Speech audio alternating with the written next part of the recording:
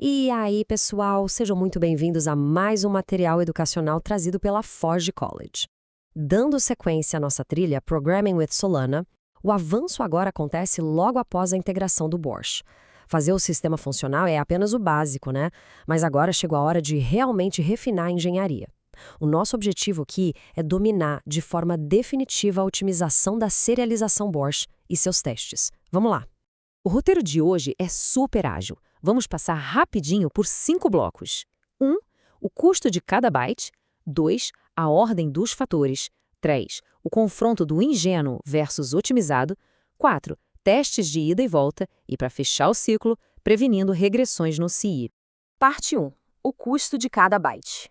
Afinal, por que o tamanho da estrutura realmente importa na Solana? Entender como montar as estruturas de dados é vital, claro, mas deixar tudo isso enxuto é onde mora a verdadeira engenharia. Na infraestrutura da Solana, cada byte extra age basicamente como aquela bagagem pesada e inútil que ninguém quer carregar. Todo mundo sabe que excesso de peso no aeroporto custa caríssimo, certo? Bom, na Solana, a lógica é a mesmíssima. Quanto maior a conta serializada, maiores são os custos de aluguel para guardar essa informação na rede.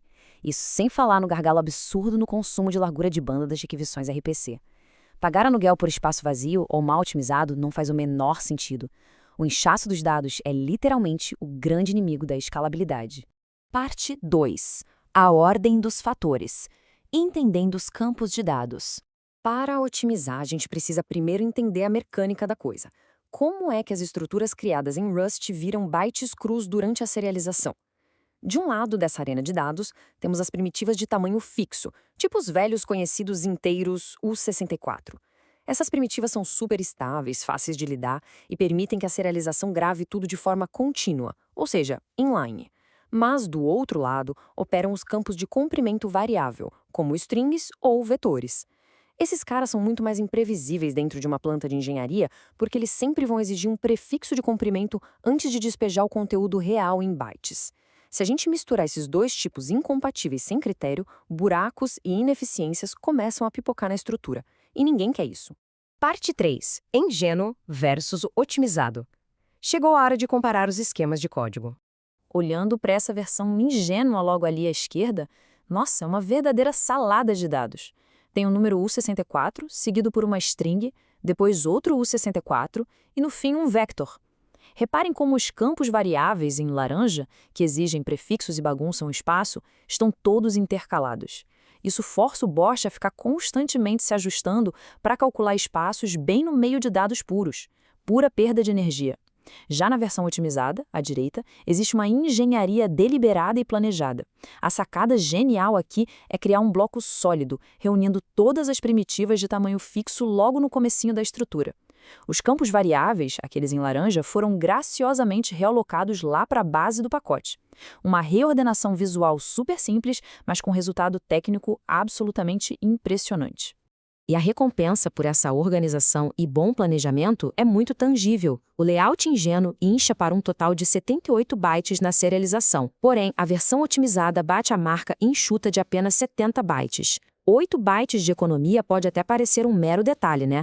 Mas em um sistema projetado para abrigar e processar milhões de registros simultâneos na blockchain, essa reordenação trivial poupa uma quantidade astronômica de recursos da rede e, claro, frações preciosas de moeda. Parte 4. Testes de ida e volta, garantindo a integridade dos dados. Um design ultra compacto não vale um centavo se ele entrar em colapso e corromper as informações no mundo real. Para automatizar essa segurança e garantir a integridade total, os dados são guiados numa jornada bem calculada de 4 estágios. Passo 1. Usar a função try_2vec para compactar e serializar o objeto. Passo 2. Aplicar uma régua virtual para medir o tamanho exato do vetor gerado. Passo 3. Forçar o caminho de volta usando try_from_slice para desserializar aqueles bytes opacos de volta a uma estrutura legível pelo código. E o passo final e definitivo, usar asserções para garantir a igualdade absoluta. O clone que retornou precisa ser 100% idêntico ao original. Nenhuma pasta da bagagem pode ser perdida em trânsito. Na engenharia de software, acidentes acontecem e é fundamental saber diagnosticar tudo com rapidez. Se bater aquele sintoma clássico, como o temido pânico durante a desserialização, a causa costuma ser um erro onde os tipos ou a ordem dos dados esperados na reconstrução simplesmente não combinam com o pacote recebido. Outro sintoma que atrapalha demais é a variação de tamanho constante a cada execução do teste. A origem desse problema quase sempre são amostras de teste não determinísticas.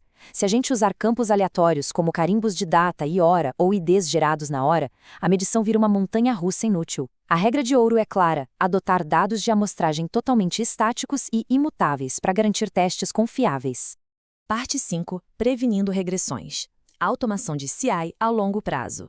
Imagina só, todo aquele esforço brilhante para exprimir bytes da estrutura original seria completamente inútil se, no mês seguinte, uma atualização de rotina estragasse a otimização. Por isso, estabelecer um limite de referência rígido, um verdadeiro baseline threshold, de digamos 40 bytes nos scripts de integração contínua, é a grande chave para blindar o sucesso. Essa lógica obriga o pipeline a falhar intencionalmente as validações caso o código atualizado faça as métricas ultrapassarem esse limite.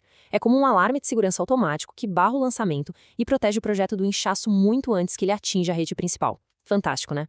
Uma recapitulação super rápida dos 3 pilares da nossa otimização. Primeiro, reordenar a estrutura, agrupando os blocos rígidos e primitivas de tamanho fixo sempre logo no início. Segundo, congelar os dados dinâmicos, usando amostras estáticas para garantir métricas analíticas perfeitas. E terceiro, blindar todo esse trabalho construindo verificações automatizadas de regressão no CI, evitando que o tamanho do código saia do controle no futuro. Para fechar nossa análise com uma boa dose de bom senso, otimizar o tamanho é incrivelmente valioso, sim, mas a clareza geral do código-fonte deve ser a grande prioridade se a economia de bytes for comprovadamente insignificante.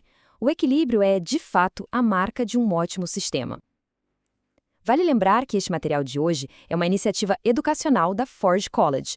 Uma visita lá no site forge.college é altamente recomendada para a galera que deseja se aprofundar cada vez mais nas melhores práticas da programação e em todo esse universo Web3. O próximo passo da nossa trilha vai mergulhar fundo nas questões de validação e nos protocolos de segurança com BORSH. Fica aqui o nosso muito obrigado pela companhia ao longo dessa exploração técnica e até a próxima análise.